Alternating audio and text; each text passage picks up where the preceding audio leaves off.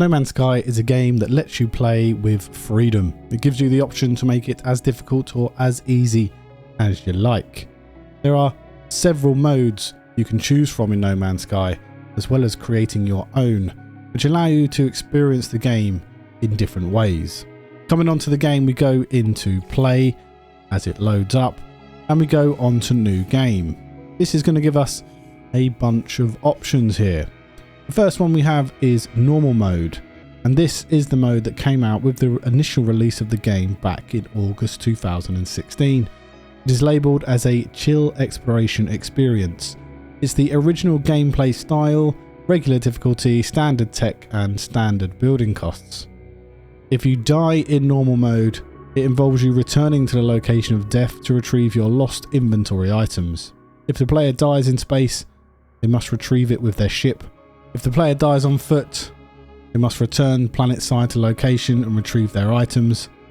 Consecutive death without retrieving the items will overwrite the previous retrieve point, making it impossible to retrieve those items you previously lost. Normal mode would be my choice if I first entered into the game. I picked it up as a normal player. This is how I would recommend you first play No Man's Sky.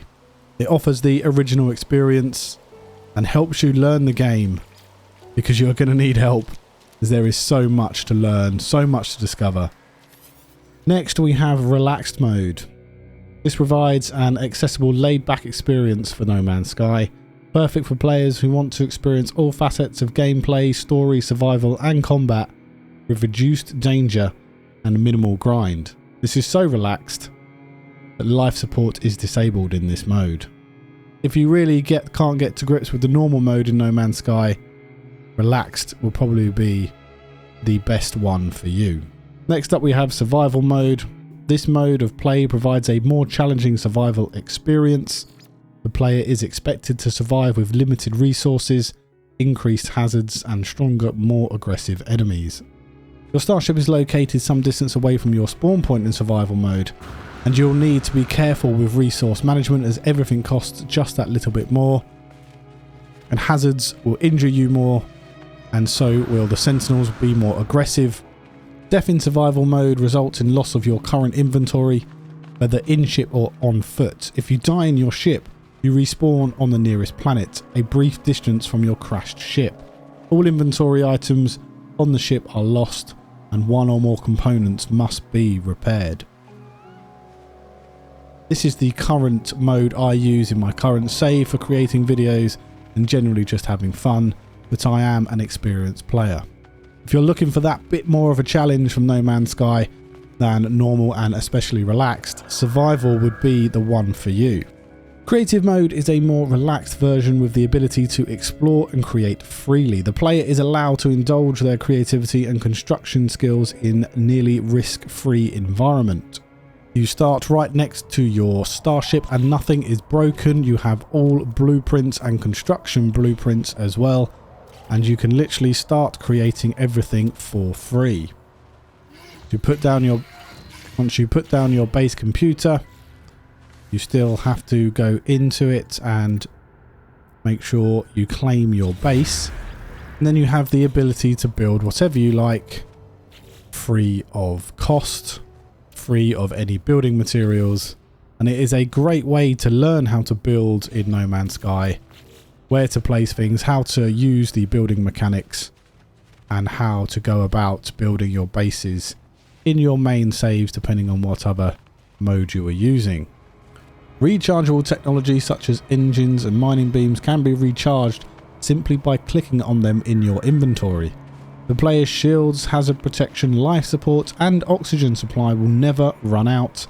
Sentinels and hostile fauna will not appear except in certain scripted cases.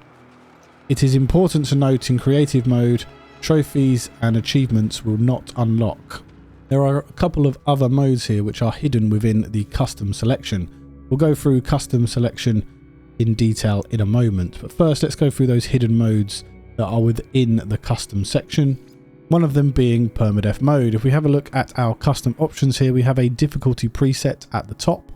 If we go across, we can see that we have Permadeath mode. And this is survival mode with an added caveat. As you can see, you've got all of the options here, and they are all on the hardest possible selection, apart from a few like fishing timing and reputational standard and gain, and also inventory stack limits, purchases, and this universe population, which we're coming on to, and scanner recharge. And you can click on these and it will still be permadeath, but we're changing it to a custom mode here. So back to our permadeath mode, we'll see that it is also all blacked out the options that are in the easiest section, so to speak. If you die on permadeath mode, all progress will be wiped upon death. Your whole save will be gone. It will be deleted. This has happened to me before. I had a permadeath save which I was using for all of my No Man's Sky videos, and I ended up dying in a abandoned freighter, all of my own making, and I completely lost everything that I had achieved in that save. So permadeath is survival mode with permanent save wipe upon death. The other mode hidden in here is actually the abandoned mode, which is universe population. Clicking on abandoned, and that will make this an abandoned mode save. Abandoned mode is available upon an option within the custom save here. There are no NPCs and no main storyline. All star systems are abandoned. Purple systems are automatically visible on the galaxy map, because you cannot go through any of the storyline which unlocked all of the purple systems and all of the gas giants and titan planets that go along with that. The space stations still have upgrade stations for the exosuit starship multi-tool and storage boxes containing valuable upgrades. Travelers can scavenge further technologies from planetary buried caches. Buildable base part stations allow purchasing technology blueprints. The space anomaly can be accessed after your first warp, although the Quicksilver Synthesis Companion is missing. Items that you have won on your expedition can be claimed from the Synthesis Companion, and the Nexus missions are still available. This is a current permadeath abandoned system custom save that I am showing on screen now. There are no freighters or settlements in this universe. Fauna do not spawn on all planets but are limited to your spawn planet, and storm-free, frozen, toxic, irradiated and scorched biome planets in yellow, red, green and blue star systems. There are no fauna restrictions in purple systems. Because all systems have a low economy rating, the only S-class starships are crashed exotics. All other starships and multi-tools have a low chance of A-class. Minor settlements are infested with whispering eggs, but all Viking systems still have a multi-tool cabinet. Anything that does not require an NPC interaction, including sentinel pillars and harmonic camps, functions as the same as a normal game. If you're really looking for that lonely universe experience with the survival challenges and permadeath upon death, this is the game mode for you. I often enjoy this game mode, and I will be showcasing it more in the future. Then we'll run through custom mode specifically.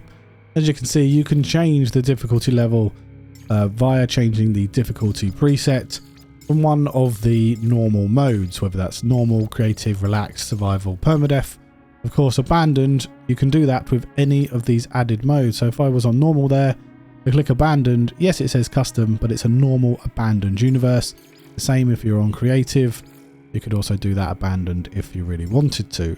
So custom mode allows you to adjust any which way you like. Survival difficulty, we could go to relax, we could do natural resources as abundant, while still having the scanner recharges challenging and the damage levels as challenging if you wanted. You could make this however you like. Death consequences, you could put items destroyed, you could even put save deleted, but if you do that, you are doing a permadeath mode, and as you can see, some of the options, the lesser options, are greyed out. If we put items destroyed, we can actually have crafting free, but still have items destroyed. One of the things I like about custom mode as an experienced player is I can turn off the tutorial missions. And it gives us a little excerpt here about what that means. The story prologue introduces basic mechanics, controls and game features. Enabling the tutorial is highly recommended for new players. This setting can only be changed when starting a new game, so if you click disabled, you cannot go back into your settings and change it. It is going to be locked. There is an option within ease of use as well to actually lock your difficulty settings, meaning you cannot change them whatsoever. This is the kind of customized settings I like to use in No Man's Sky. It is basically most things on harsh, standard universe, items destroyed as death consequences, with the only thing being really relaxed is the fishing timing, just because I don't want to be standing there forever when I'm fishing, and I lock in the difficulty settings so I cannot change them.